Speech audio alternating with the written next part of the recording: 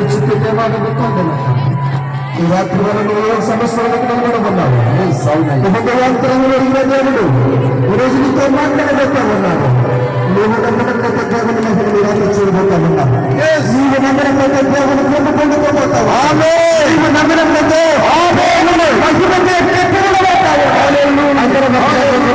చెప్పలు కొట్టు అందరూ